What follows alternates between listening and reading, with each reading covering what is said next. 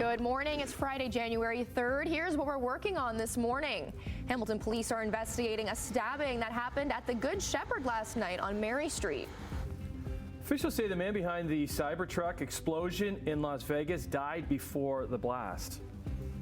And Canada's time at the World Junior Hockey Championship ends just like it did last year.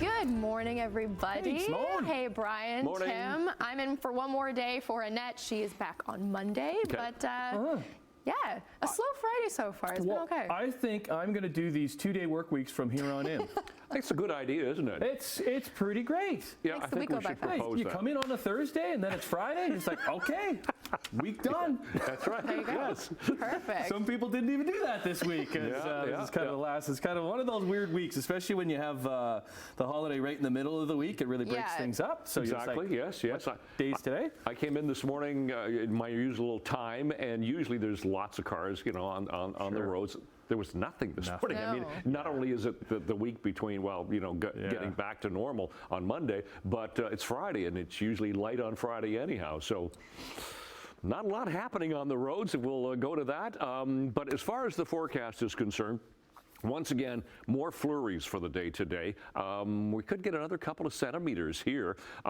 Kitchener and Guelph, if you're going to be traveling in those areas or going to the north because of the snow squalls, 15, 25 centimeters, not out of the question as we continue through the next couple of days. But for the Horseshoe, maybe a couple of centimeters today, couple of centimeters tonight, couple of centimeters again tomorrow, maybe a little bit of sunshine. We're -4 right now with a wind chill of -10, and we're going to climb to -3 for the day today, and we'll talk about that coming up. Looking at traffic, 403 Waterdown Road. That looks about the way it looks every morning at this time. There's nothing going on. In the Hamilton area, 403, the Link, the Red Hill Valley Parkway, all doing okay. Where we do have a minor problem is on the QEW. Now let me explain what's going on this shot. It's difficult to tell. This is the camera at the south end of the Skyway. So you're looking at Toronto-bound lanes coming towards us, coming around the bend from the Red Hill Valley Parkway, coming past Eastport Drive. You can see we have a disabled vehicle. It's on the right shoulder. It's off the highway. Visual distraction. Just a bit of normal volume there as well. So that's all we got so far today. We'll keep you posted. We'll look at weather and traffic coming up. Right now, the news. Thanks, Brian. A man in his 40s is in hospital with serious injuries following a stabbing in central Hamilton. Our freelancer says it happened just after 7 last night on Mary Street on the 3rd floor of the Good Shepherd Center, where the victim was stabbed in the chest. Police found a knife nearby.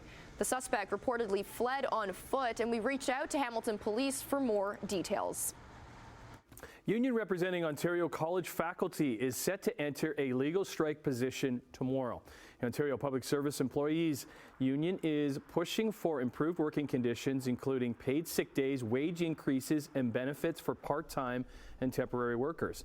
So the College Employer Council is the bargaining agent for the province's 24 public colleges. It's asking the union to reconsider its current demands as colleges deal with declining enrollment and government policy changes. Negotiations have been ongoing since January of last year. Both parties have agreed to extend mediation and meet again on January 6th. Now, both sides are hopeful that an agreement will be reached to avoid a strike. Check your bank accounts this morning as quarterly GST and HST credit payments are being issued. The credit is a tax-free quarterly payment for Canadians with low to modest incomes to offset the goods and services tax or harmonized sales tax they may pay. The Canada Revenue Agency says you are automatically considered for the credit when you file your taxes. The amount you receive depends on factors like marital status, family income, and the number of children you have under 19. Payments are made by direct deposit or check, and the next payment is set for April 4th. Meantime, the Ontario government is sending $200 rebate checks to millions of residents by the end of January or early February.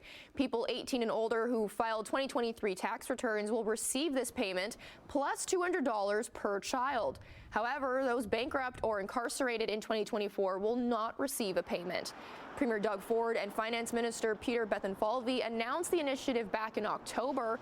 They said the government can afford to send out $3 billion worth of checks now because of higher than expected revenues, including due to the impact of inflation on provincial sales tax money in government coffers.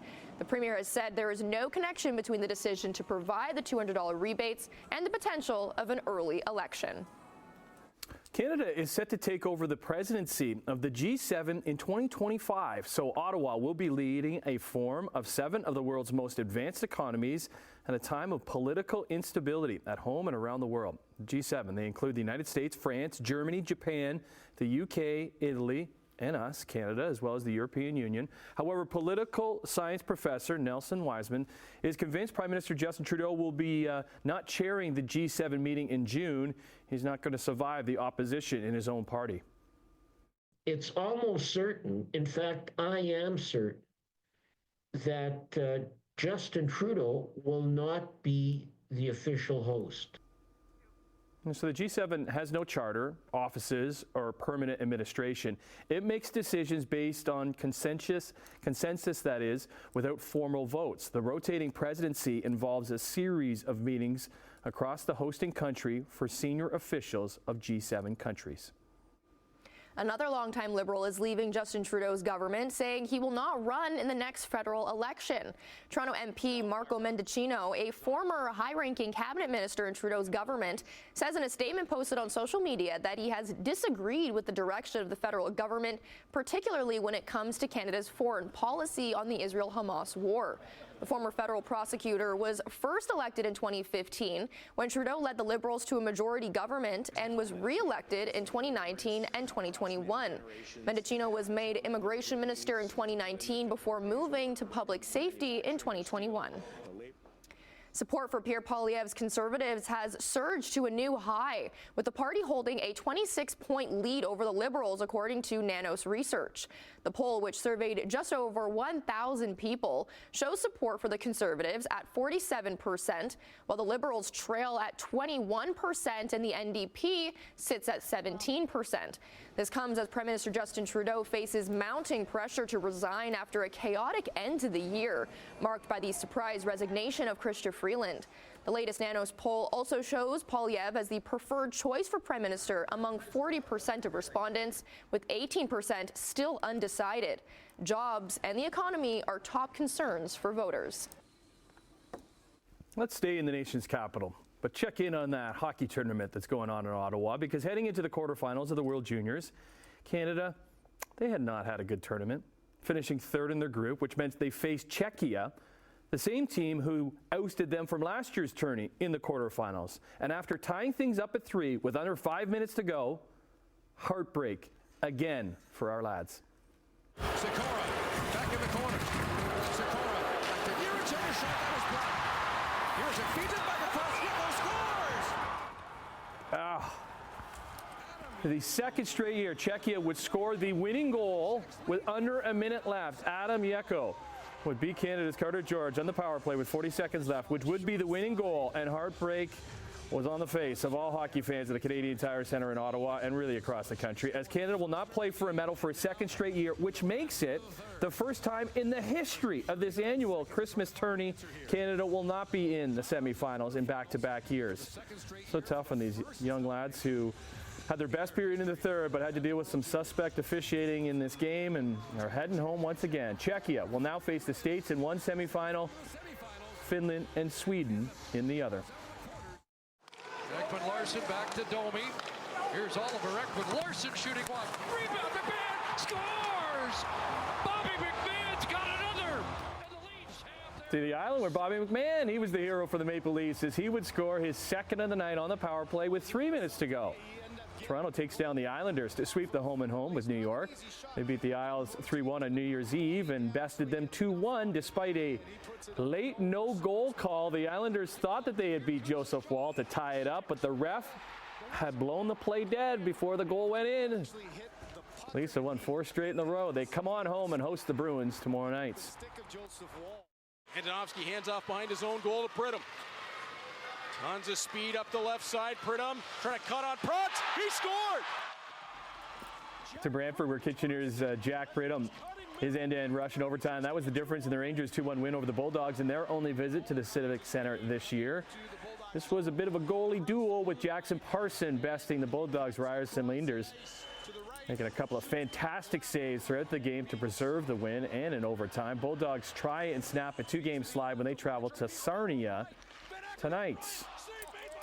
Well, there is no hotter team in the NBA right now than the OKC Thunder, led by who else? Hamilton, Shea, Gilgeous, Alexander, who dropped 29 points to lead the way, as he usually does.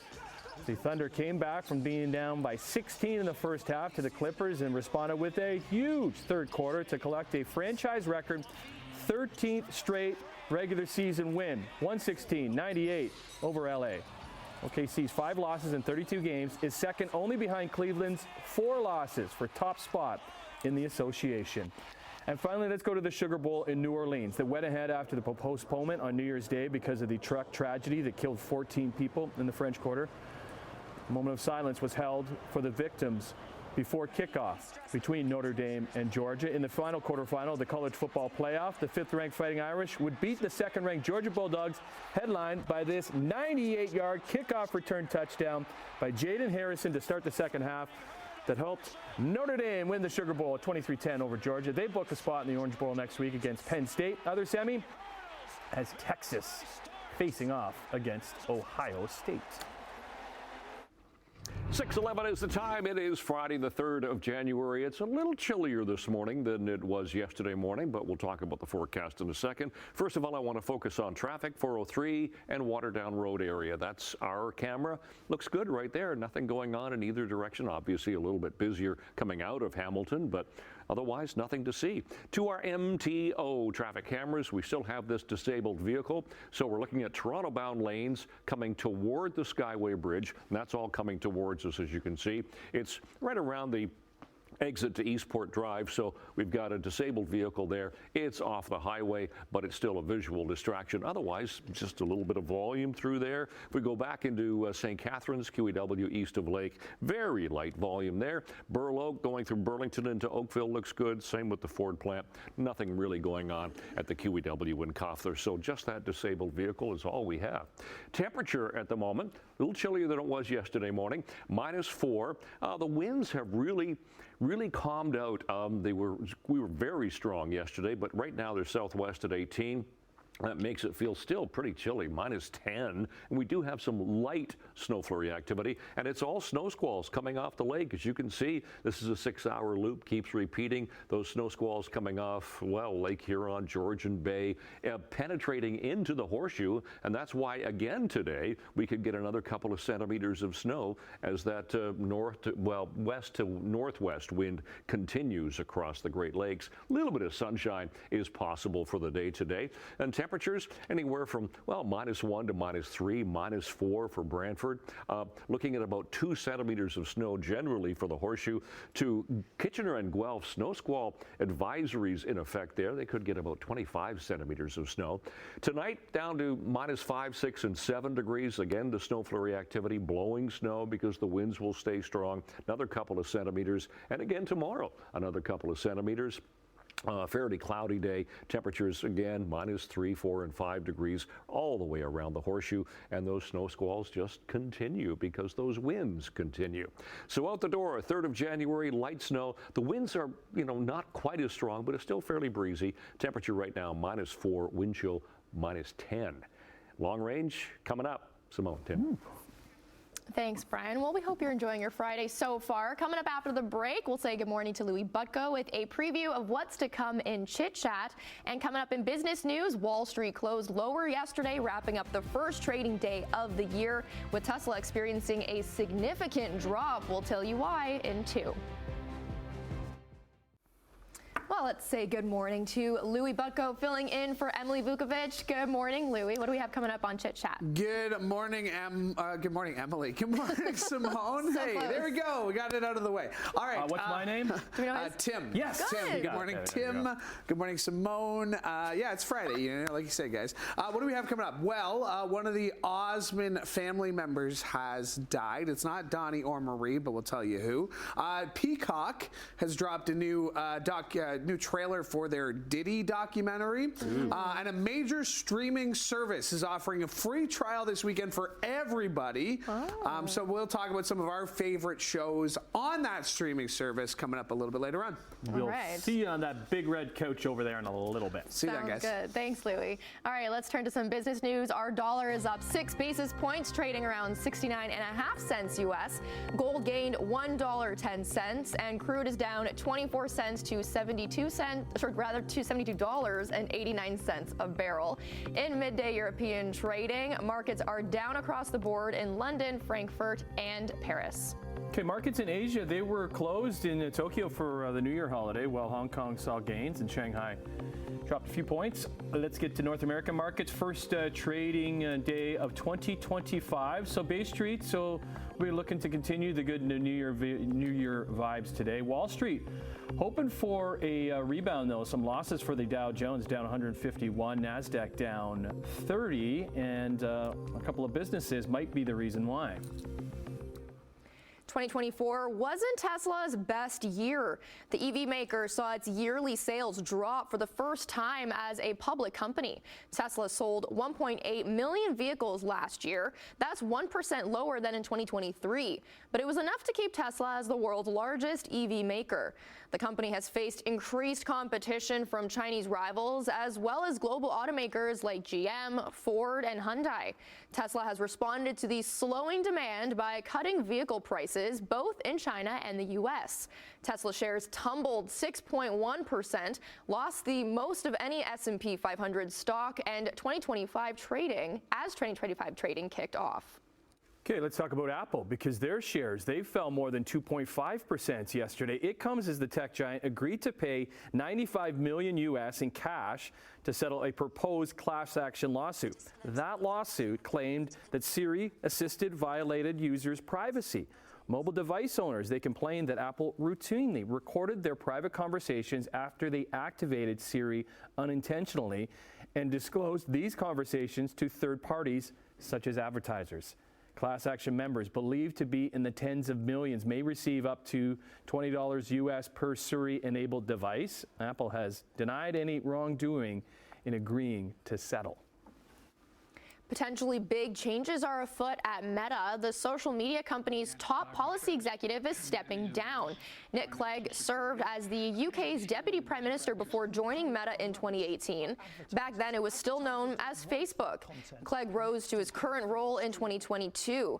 Now, in recent years, with social media under scrutiny, the public affairs chief has become one of the most important jobs at Meta. His replacement will be his second in command, Joel Kaplan, who once served as former President George W. Bush's deputy chief of staff. The change comes as Meta CEO Mark Zuckerberg has sought to cozy up to President-elect Donald Trump. Shortly after Trump won his second election, Zuckerberg visited Mar-a-Lago, and Meta donated $1 million to his inaugural fund. Canadian manufacturing activity increased at the fastest pace in nearly 2 years in December. And one of the reasons for that is inventory accumulating by U.S. clients. That is being done in anticipation of potential trade tariffs from the incoming administration. The S&P Global Canada Manufacturing Purchasing Managers Index, PMI for short, rose to 52.2 on its scale in December. That is up from 52 in November and is the highest level since February of 2023. It's also the fourth straight month above the 50 no change mark. We're reading above 50 indicates expansion in the sector. All right, 6:20 on your Friday morning, the first Friday of 2025. We're going to be taking a little break now. Brian will be back with your traffic and your 7-day forecast. Coming up on 624, Friday morning, and we do have one problem. It's a minor problem on the highways. This is our MTO traffic camera. The camera is at the base of the Skyway, and you're looking at Toronto-bound traffic coming towards us out of Stoney Creek. So we have a disabled vehicle. It's off on the right shoulder. Well, it's kind of at the ramp to the to Eastport Drive, as you can see, not affecting any flow of traffic there. It's just a visual distraction at best. QEW 7th and St. Catharines, nothing. Grays Road, Stoney Creek, all doing fine. We'll flip ahead north of 2. This is the other side of the Skyway Bridge, as you can see. Ford plant still doing okay. We'll flip ahead to Sheraton. Not a lot going on this morning, except for that one disabled vehicle. Temperature this morning, we're sitting at -4 in Hamilton and Mississauga. Then you factor in the wind, which is thankfully really lessened from what we had yesterday, but it still feels like -10, so it's a chilly start. -3 Grimsby, -2 for Toronto. Seasonals for this time of year are -9 for the overnight low, so, you know, we can say we're a little bit milder than seasonal to start a morning, and -2 for the daytime high, sun times and records right there. So for today, we could get another couple of centimeters of snow. We still have the lake effect snow continuing off the lakes, obviously. So the Horseshoe generally a couple of centimeters. To Guelph and Kitchener could get 25 centimeters of snow. -6 tonight. Wind chill about -14. Tomorrow -4. Wind chill about -12 again. Another couple of centimeters of snow tonight and again tomorrow. By the time we get to Sunday, a little bit of sunshine, -3. Then it gets quite cold for Monday, high of only -8. And then we'll get some sunshine back for Tuesday and Wednesday. Temperature still staying chilly, -5 and -6. That's your forecast. Simone, Tim. Okay. Thanks, Brian. Well, if you can, head outside, look to the skies, because 2025 kicks off with one of the strongest and quickest meteor showers of the year. Yeah, I was just listening to Brian's forecast there, because here's why. NASA says the quadrantids, which peak for about 6 hours today, and the best time to spot the meteor shower will be during the pre-dawn hours, which is right now. An expert says sky gazers on the east coast of North America, so yeah, I guess that is us, may see up to 25 meteors streaking across the skies. Those on the west coast could see double that, though, due to the amount of a later sunrise. If skies remain clear over western Alaska, viewers could see more than 100 meteors per hour. So if you're watching in Alaska, that's pretty cool. I don't know if we're going to see it because, yeah, with these snow squalls, well, I guess in certain areas, perhaps. I don't know. If you do, pop your head outside, see what's going on. And That would be pretty cool. And then let us know. Let us know. Send those pictures to us. All right. Yeah, well, lots coming up with us for this morning. Stay with us. More to come right after the break.